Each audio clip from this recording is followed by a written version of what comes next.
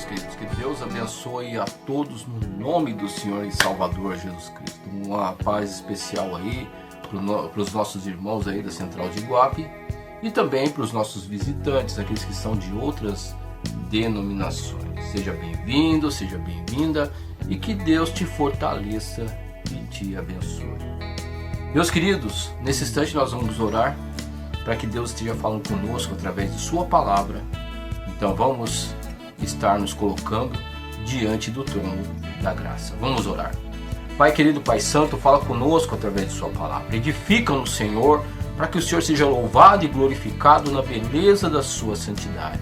Que não seja o homem, a carne, o sangue, que não seja o ser humano a relatar a tua palavra, mas que seja puramente o teu Espírito Santo, porque só ele que pode sondar, só ele que pode olhar o coração do homem e falar aquilo que nós necessitamos e precisamos. Em nome de Jesus, muito obrigado, ó Pai, para a glória e honra do teu nome. Amém, Senhor. Em nome de Jesus, amém. Vamos abrir a palavra de Deus em 1 Pedro 5, do versículo 1 até o 9. Vamos ver aquilo que o Senhor tem para nós. Olha só o que diz a palavra do Senhor. Diz assim: aos presbíteros que estão entre vós, admoesto eu, que sou também presbítero com eles, e testemunha das aflições de Cristo, e participante da glória que se há de revelar. Apacentai o rebanho de Deus, que está entre vós, tendo cuidado dele, não por força, mas voluntariamente, nem por torpe ganância, mas de ânimo pronto. Nem como tendo domínio sobre a herança de Deus, mas servindo de exemplo ao rebanho. E, quando aparecer o sumo pastor, alcançareis a incorruptível coroa de glória. Semelhantemente, vós, jovens, sede sujeitos aos anciões, e sede todos sujeitos uns aos outros, revestindo-vos de humildade. Porque Deus resiste ao soberbo, mas dá graça aos humildes. Humilhai-vos, pois, debaixo da potente mão de Deus, para que, a seu tempo, vos exalte, lançando sobre ele toda a vossa ansiedade, porque ele tem cuidado de vós. Sede sóbrios, vigiai, porque o diabo, vosso adversário, anda em derredor, bramando como leão, buscando a quem possa tragar, ao qual resistir firmes na fé, sabendo que as mesmas aflições se cumprem entre os vossos irmãos no mundo. Então aqui nós observamos, do versículo 1 até o 4, podemos aqui estar meditando que o apóstolo Pedro está falando para que os obreiros e pastores estejam apacentando o seu rebanho com o quê? Primeiro pelo exemplo e também com amor. Sempre, e nunca por torpe ganância e nem também por autoritarismo, Então observe bem que é bem patente isso aqui na epístola de Pedro, no capítulo de número 5. Então, observe bem que aqui o que vale, o que é? A humildade, o quebrantamento diante do Senhor para estar apacentando a igreja do Senhor de uma forma que Deus se agrade. E no versículo 5, é um aconselhamento aos jovens. Olha só. Semelhantemente, vós jovens, sede sujeitos aos anciões, sede todos sujeitos uns aos outros, revestindo-vos de humildade, porque Deus resiste ao soberbo, mas dá graça aos humildes.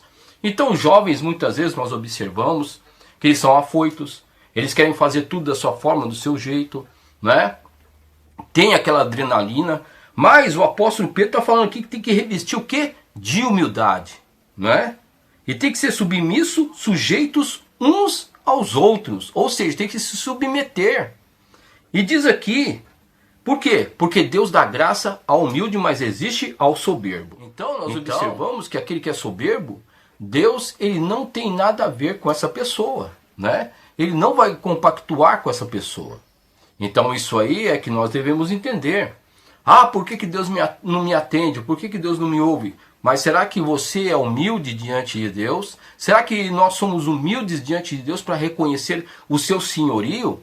Porque aqui está falando, que Deus resiste ao soberbo, né? Mas dá graça a quem? Aos humildes. Então, se você é humilde, meu irmão e minha irmã, com certeza o Senhor vai agir na minha e na sua vida, né? E continuando, no versículo 6, humilhai-vos, pois, debaixo da potente mão de Deus, para que a seu tempo vos exalte. Então a humilhação também é algo imprescindível para a vida do servo de Deus. Ah, mas eu sou pastor, eu sou presbítero, eu sou isso, eu sou aquilo, eu sou membro, né? Eu sou cooperador, mas será que o coração está com soberba? O coração está cheio aí não quer se humilhar quando erra, quando falha, né? Será? Então, observe bem, que quando a pessoa ela não se humilha, ela não vive uma vida de humilhação diante das pessoas e principalmente diante de Deus, Deus ele não vai, como diz aqui a palavra do Senhor, Deus ele não vai exaltar essa pessoa. Mas essa pessoa vai ficar o quê? Estacionada. Essa pessoa não vai ter crescimento espiritual nenhum. E aqui, no versículo 7, lançando sobre ele toda a vossa ansiedade, porque ele tem cuidado de vós. Então, veja bem que a ansiedade ela pode ser exemplificada de várias formas. Ansiedade é quando a pessoa quer agir por si mesmo, a pessoa quer viver uma vida itinerante, a pessoa quer agir pelo seu coração, a pessoa acha que vai dar certo, a pessoa quer viver os seus próprios caminhos, os seus próprios conceitos, os seus próprios pensamentos. Então, veja bem que isso é uma ansiedade. Ai, Deus não está agindo, então eu vou agir. Então aqui diz aqui, ó, lançando sobre ele toda a vossa ansiedade, porque ele tem cuidado de vós. Então nós devemos lançar esses sentimentos que são muitas vezes sentimentos que vão destruir as nossas vidas, né, que vão dar uma direção errada. Devemos lançar sobre Deus, lançar sobre o Senhor e deixar que o sentimento de Cristo, que a presença de Deus, deixar que a paz de Cristo, que excede todo o entendimento, veja bem, excede todo entendimento, esteja no nosso coração. Aí Deus vai nos dar uma direção correta segundo a sua vontade, né? Que é só assim que Deus age, meu irmão. É através da humilhação e através da humildade. Não tem outra forma, não é? Não tem outra forma. Nós temos que viver o que? De acordo com a vontade de Deus. Não é bem claro aqui no texto? E diz no versículo 8, sede sóbrios, vigilantes, porque o diabo, vosso adversário, anda em derredor, bramando como leão, buscando a quem possa tragar. Então andar sóbrio significa isso daí. Que nós devemos pensar, que nós devemos colocar a nossa mente no Senhor, que nós devemos viver Jesus Cristo em nossa vida. Significa que os frutos do Espírito de Deus, o fruto do Espírito de Deus, aliás, tem que estar na nossa vida. Está entendendo? A mansidão, a temperança, o domínio próprio são fruto do Espírito Santo. E quando essas coisas estão na nossa vida, não é? O diabo ele não vai conseguir nos tentar de forma alguma. Então, uma das coisas que nós devemos entender, né, que muitos dizem assim, que o mundo é meu inimigo. Porque na verdade o diabo é meu inimigo, porque fulano é meu inimigo. Mas só que nós devemos observar que nós podemos ser os nossos próprios inimigos. Porque Jesus ele fez tudo na cruz do Calvário por mim e por você. Jesus ele fez de tudo, não é? Jesus ele disse ali na cruz, está tudo consumado. Veja bem que ele não falou, está metade consumado. Está menos da metade, está consumado, agora vou consumar o resto, sabe, daqui a um tempo. Não, Jesus não falou isso, ele disse, está tudo consumado. O que está consumado? O sangue de Cristo que nos purifica de todo o pecado. O que está consumado? Que através do sangue de Cristo eu tenho o Espírito Santo na minha vida, que através do sangue de Cristo eu obtenho a palavra de Deus que me direciona em todas as coisas da parte do Senhor. O que está consumado? Está consumado que Deus ele me colocou dentro e para fazer parte de um corpo maravilhoso que é o corpo de Cristo, que é a igreja do Senhor, que é os meus irmãos em Cristo. O que nos une é o sangue de Jesus. O que nos une é aquele corpo que foi partido na cruz do Calvário e nós sempre estamos relembrando aquele sacrifício através do quê? Através da ceia do Senhor. Então, meu irmão e minha irmã, observe bem que Jesus fez tudo por mim e por você.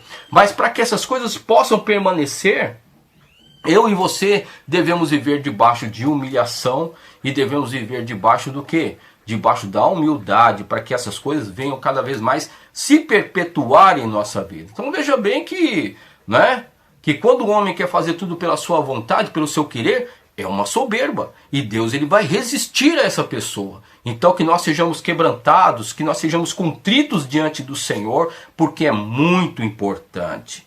E aqui no versículo de número 8, continuando, diz que o inimigo, o nosso adversário, ele anda ao nosso derredor e que nós devemos ser sóbrios. Agora observe bem, um exemplo bem claro, está lá em Jó capítulo 1 e capítulo 2, que nos fala ali que o inimigo chegou diante de Deus, né? E o Senhor perguntou para ele, olha, de onde você vem, Satanás? Ele disse, de rodear a terra e passear por ela. Então observe bem que o inimigo ele estava realmente procurando alguém para poder o quê? Tragar, para poder enganar, para poder enredar, para poder roubar, matar e destruir, como está lá em João capítulo 10, versículo de número 10. Então é isso que o inimigo quer fazer com a minha e com a sua vida. Basta nós darmos uma brecha na soberba, na arrogância, ele vai destruir a nossa vida, ele vai barrar o nosso ministério, ele vai fazer com que eu e você venhamos a cair em pecado. Determinada vez, eu e o cooperador Júlio, né, e minha esposa, nós estávamos evangelizando ali no canto do morro. E nós vimos duas pessoas ali que estavam mendigando. Aí quando nós chegamos para entregar o folheto, o que aconteceu? Aquelas pessoas falavam, olha, eu sou teólogo, que eu fiz curso com fulano de tal, e tive em tal lugar, e pá, pá, pá, pum. Então, aquela pessoa falou diversas coisas, não é? Falou diversas coisas, as suas viagens, como elas aprenderam, como elas foram ali estruturadas nas coisas do Senhor, e vemos que elas estavam falando da palavra de Deus de uma maneira exímia, poderosa até mesmo, falando até no hebraico, no grego. Aí nós ficamos questionando, meu Deus do céu, o que essas pessoas estão fazendo na mendicância? Então observe bem que muitas vezes a pessoa pode ter um monte de diploma, a pessoa pode encher sua casa de diploma, pode ali fazer cursos tremendos, mas isso não vai fazer com que a pessoa ela possa cair em pecado. Se ela começar a ficar uma pessoa soberba, arrogante por causa disso, se a pessoa achar que tudo acontece por causa dela dentro da igreja, dentro da casa de Deus, você está entendendo? A pessoa, ela pode o quê? Ela pode apostatar da fé e abandonar as coisas do Senhor. Eu e você não estamos imunes. Não estamos imunes, meu irmão e minha irmã, de cair em pecado e muitas vezes virar mendigo. A partir de quando o orgulho bate no meu coração, no seu coração, você pode crer que o inimigo ele vai nos jogar no mundo, entendeu? Vai nos jogar no mundo e vai fazer com que nós venhamos a mendigar. E assim sempre não é? Eu e o cooperador Júlio, juntamente com a minha esposa, nós temos nos deparado com várias pessoas dessa forma. Não é? Pessoas que eram ex-crentes, pessoas que viveram uma vida com o Senhor, tiveram intimidade com Deus, pessoas que fizeram cursos, teólogos, pessoas que conhecem a Bíblia muito mais do que eu, muito mais que você. Essas pessoas agora estão na mendigância, por quê? Às vezes por causa de um orgulho, de uma prepotência. Olha, eu vou dar uma passeadinha no mundo e depois eu volto. Meu irmão, essa passeadinha é muito perigosa. Não é? Quando a pessoa começa a se ensoberbecer acima da igreja de Cristo, acima do próprio Jesus Cristo, e não utiliza o seu conhecimento para poder melhorar a obra de Deus, para a edificação da obra de Deus, eu falo isso na questão espiritual, isso é muito perigoso, mas se é para se projetar, se é muitas vezes para querer aparecer, se é muitas vezes, temos que tomar cuidado. Porque em primeiro lugar tem que ter a humildade e depois a humilhação. São duas coisas que o inimigo não suporta, né? A humildade o inimigo ele não vai suportar. Não suporta uma pessoa humilde, né? Ele pode jogar ali prepotência, arrogância, pode jogar um monte de coisa ali que a pessoa não cai. A pessoa fica firme no Senhor, né? Como diz ali o Salmo 125, aqueles que confiam no Senhor são como o monte de Sião que não se abala, mas firme para sempre. Por quê? Porque toda a sua vida está baseada em Deus. E a pessoa não cai porque está firme no Senhor. Então assim que tem que ser a minha e a sua vida. Agora, será que a nossa vida tem humilhação? Será que a nossa vida, ela realmente é uma vida de humildade? Então isso é muito importante para mim e para você. Muito importante mesmo, né? Porque se nós vivemos uma vida de soberba, de arrogância, uma vida que, né, eu nunca falho, eu sou infalível, porque eu não gosto de ser corrigido, porque eu não gosto de ser assim, ser assado, temos que tomar cuidado. Temos que tomar cuidado, porque isso aí, a prepotência e a arrogância, é um chamariz para que o diabo venha destruir a minha e a sua vida. Mas que nós venhamos a ficar firmes no Senhor, venhamos a buscar mais a presença do Senhor, porque é isso que Deus quer para mim e para você. né? É isso que o Senhor tem para mim e para você. Porque aí, o que que diz aqui na palavra do Senhor? Olha só. O qual resistir firmes na fé, sabendo que as mesmas aflições se cumprem entre vossos irmãos no mundo. Então não é só nós que somos tentados, né? Às vezes nós nos achamos a última bolacha do pacote, né? Às vezes nós achamos que somos o rei ou a rainha da cocada preta, achamos que só nós somos tentados, só nós estamos passando por dificuldade. Tem outros irmãos, todos aqueles que vivem piamente a palavra de Deus, todos aqueles que vivem de acordo com o reino de Deus, eles vão passar por aflições, vão passar por lutas, mas neste momento existe o quê? Tem que haver unidade diante do Senhor. Tem que haver o quebrantamento diante do Senhor. Uma humilhação, né? Porque aqui no versículo de número 6 diz que quando nós nos humilhamos, no seu tempo o Senhor vai o quê? Nos levantar. Ah, não é no meu tempo e no seu tempo. Ah, estou passando por essa luta. Mas é momento de humilhação. É momento de quebrantamento, é momento de colocar as nossas ansiedades diante de Deus. É momento de nós nos quebrantarmos diante de Deus e falar: Senhor, eu não posso, mas eu sei que o Senhor pode. Meu Pai, me enche com a tua paz, me enche com a sua alegria, me enche porque eu quero vencer essa situação, essa luta. É assim que funciona, meu amado. Nós temos que viver para Cristo, nós temos que viver para o Senhor. Nós vemos que é bem patente quando nós observamos lá em Mateus capítulo de número 4, Jesus jamais, ele foi orgulhoso diante do diabo, ele não falou assim: eu sou Deus e o que você acha que você quer fazer com a minha vida? Eu não vejo Jesus fazendo isso. Eu não vejo Jesus se ensoberbecendo em cima de Satanás. Não, a todo momento ele coloca Deus. Adorará somente ao Senhor teu Deus, e só a ele se inclinará. Nós vemos ali, né, que Jesus ele bate contra Satanás com a palavra verdadeira, e o diabo ele vem com a palavra manipulada, né, embora sejam as escrituras sagradas, né? Então temos que tomar cuidado, porque tem muita palavra aí que é manipulada por pessoas que são espertas, que querem enganar a mim e a você. Mas nós que somos de Cristo, que vivemos, que temos que procurar viver em humilhação diante de Deus, viver a palavra de Deus de uma maneira verdadeira, de uma maneira que possa mudar o nosso interior, que não é que nós devemos ser corrigidos, quebrantados, transformados para o reino de Deus, meus amados. Então tudo Jesus fez na cruz do Calvário por mim e por você. Tudo Jesus ele fez por nós na cruz do Calvário, para que nós também herdássemos o quê? A salvação. Mas a salvação, ela tem que ser o quê? Tem que ter uma manutenção. Eu e você estamos dando manutenção à salvação? De que forma que nós estamos dando? Ah, eu vou deixar minha salvação aqui um pouquinho, agora eu vou pecar, vou fazer o que eu quero do mundo, né? E depois eu volto para a igreja. Ah, porque agora, sabe o que é? Eu vou brincar com o pecado, vou brincar com a transgressão, eu não vou tomar cuidado com a minha vida, meu irmão e minha irmã. Cuidado, nós não sabemos o dia do amanhã, né? Nós podemos, a qualquer momento, podemos sucumbir, né? É um súbito, é muitas vezes um carro que atropela, é muitas vezes alguma coisa que cai do céu que a gente não sabe, entendeu? Tudo pode acontecer nesse mundo. Nós vivemos em um mundo aleatório. No entanto, a salvação tem que vir do Senhor e Salvador Jesus Cristo, mas a manutenção é nossa. Então, que nós venhamos a ter cuidado com essas coisas, tá certo? Que nós venhamos a viver de acordo com a vontade de Deus, para que Deus possa nos abençoar e nos fortalecer a cada instante, a cada momento, né? Então, a humildade e a humilhação são coisas imprescindíveis para que o servo de Deus possa viver de acordo com a vontade do Senhor. É totalmente imprescindível, é aceitar a palavra de Deus, é aceitar a correção muitas vezes se nós estivermos errados, né? É pegar e ser pessoas que venham a estar no caminho que é Jesus Cristo. Tá certo? Então isso é importante para mim e para você, muito importante. Não existe a necessidade, né, da pessoa, para ser usada por Deus, ter um cargo na obra de Deus.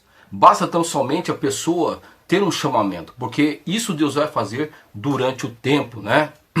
O tempo devido, Deus vai atuar dessa forma, Deus vai colocar a pessoa no lugar correto, no lugar que... Eu me lembro na minha juventude, quando eu me converti em 1983, estava mais ou menos aí com 17, 18 anos de idade. Observe bem que eu não nasci em berço evangélico. Então minha família me perseguia, me criticava, tirava um sarro de mim. Eu era o único, meus amados. E para um jovem de 17 anos, 18 anos, é difícil. Por quê? Muitas vezes os hormônios estão à flor da pele, não é? Muitas vezes tentações de âmbito que você quer ter uma namorada, quer ter uma pessoa para estar ao seu lado, né? Todo jovem sofre isso, mesmo dentro do evangelho, acontece esse tipo de coisa. E eu tive que aprender, ficava sempre ao lado de pessoas espirituais, sempre estava ali junto da obra de Deus. Eu me lembro quando eu trabalhava ali no bairro da Liberdade. O bairro da Liberdade ficava localizado atrás da Praça da Sé.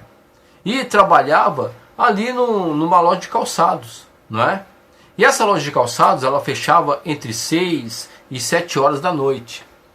E eu saía correndo ali do trabalho, pegava o ônibus que fazia Patriarca Vila Romana, ia até a Lapa, e na Lapa ficava lá na igreja assistindo o culto de ensino até umas 9 e 9h30, né?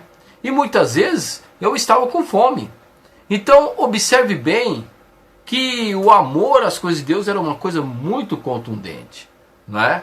E quando era no sábado, a loja ficava aberta até umas 4, 5 horas da tarde. E os irmãos lá da igreja da Lapa, eles vinham, faziam culto ali, culto ao ar livre, não é? Na Praça da República, ou se não, ali na 24 de maio.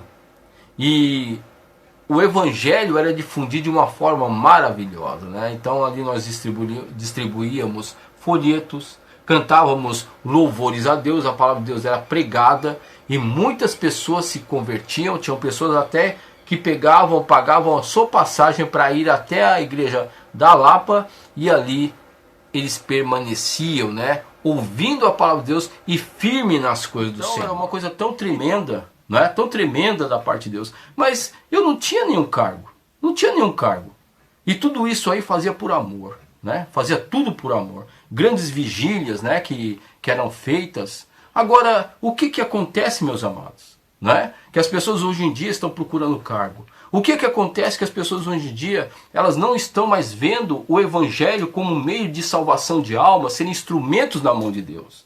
Então tudo isso aí, o que significa? É puramente soberba, é arrogância. Nós temos que tomar cuidado, meus amados. Nós temos que, né, todos nós devemos tomar cuidado, porque o inimigo, ele quer o quê? Ele quer fazer com que eu e você venhamos a nos afastar da presença de Deus através da soberba e da arrogância. Que nós venhamos a nos humilhar, que nós venhamos a viver uma vida de intimidade para com Deus, uma vida de amor para as coisas do Senhor, porque é só dessa forma que Deus vai agir na minha e na sua vida. Então, meus amados, que nós possamos estar na presença de Deus, independente de qualquer outro tipo de coisa, que nós venhamos a viver uma vida humilde diante do Senhor e de humilhação. Porque é só desse jeito que nós vamos estar adquirindo as bênçãos do Senhor sobre a nossa vida, sobre o nosso ministério, que Deus vai acrescentar coisas grandes e maravilhosas. Então, que ninguém venha se soberbecer, que ninguém venha se achar o tal, porque o único que deve ser glorificado e enaltecido é o Senhor Jesus. Nós somos apenas instrumentos na mão de Deus, para fazer a sua obra e o seu querer. Independente de cargo, independente de qualquer outro tipo de coisa, nós somos instrumentos. Toda a igreja é instrumento na mão de Deus. Todos os obreiros são instrumentos na mão de Deus. E que Deus seja engrandecido e louvado e exaltado na beleza da sua santidade, tá certo? Então, nesse instante, vamos orar para que Deus esteja nos abençoando. Pai querido, Pai santo, nos fortalece, nos dá graça. Que, Senhor meu Deus, que nunca ninguém venha se ensoberbecer por causa, Senhor meu Pai, porque sabe, porque não sabe, ou porque tem um cargo, porque tem isso, tem aquilo. Mas que todos nós venhamos, Senhor meu Deus, a poder manifestar o Teu reino na salvação de todas as vidas, sejamos instrumentos, Senhor meu Pai, em Tuas mãos, para o resgate de vidas. E que nós, Senhor meu Pai, sejamos humildes, quebrantados, contritos diante do Senhor. Em nome do Senhor Jesus, ó Pai. Muito obrigado por esse momento. Alcança meu irmão e minha irmã. Alcança a minha vida também, porque todos nós precisamos cada dia mais ser mudados e quebrantados diante do Senhor. Em nome de Jesus. Amém. E graças a Deus. Que Deus te abençoe. E fique com Deus. Cremos que em 2 Timóteo 3, 16 e 17 está escrito: pois toda a Escritura Sagrada é inspirada por Deus e é útil para ensinar a verdade, condenar o erro, corrigir as faltas e ensinar a maneira certa de viver. E isso para que o servo de Deus esteja completamente preparado e pronto para fazer todo tipo de boas ações. Bíblia, tradução, linguagem de hoje. Ministério de Intercessão, Evangelismo e Missões convida toda a igreja para o culto de oração. Todas as quintas-feiras a partir das 19 horas. Você é o nosso convidado especial para estar se fortalecendo no Senhor.